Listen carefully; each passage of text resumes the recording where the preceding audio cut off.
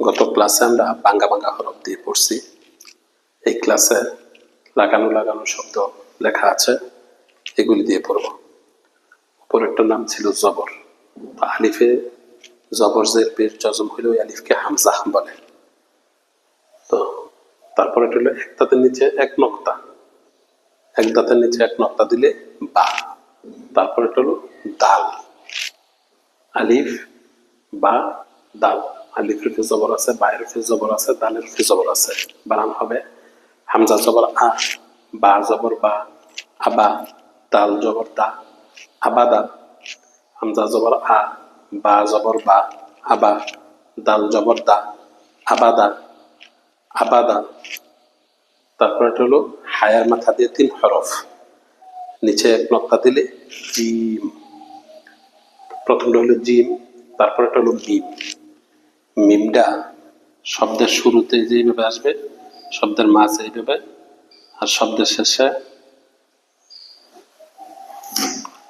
মাঝে এইভাবে, মাঝে আসছে এইভাবে। প্রথমটা জিম, পরেরটা মিম, পরেরটা আইন। আইন শব্দের শুরুতে আসবে এইভাবে, মাঝখানে আসবে এইভাবে, শেষে আসবে এইভাবে। পরেরটা হলো আইন। জিম, আইন, মিম। জিমের ফে জবর দেওয়া, মিমের ফে জবর দেওয়া, আইনের ফে জবর দেওয়া।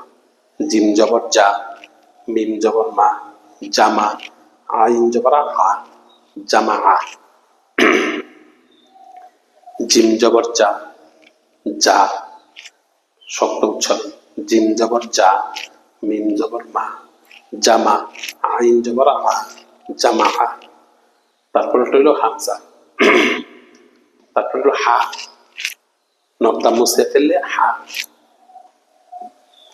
হামজা, হা, দাল। হামজা জবর আ, হা জবর হা, আহা, দাল জবর দা, আহাদা। হামজা জবর আ, বা জবর বা, আবা, দাল জবর দা, আবাদা। জিম জবর যা, মিম জবর মা, জামা। আইন জবর আ, জামা আ। হামজা জবর আ, হা জবর হা, আহা, দাল জবর দা, আহাদা।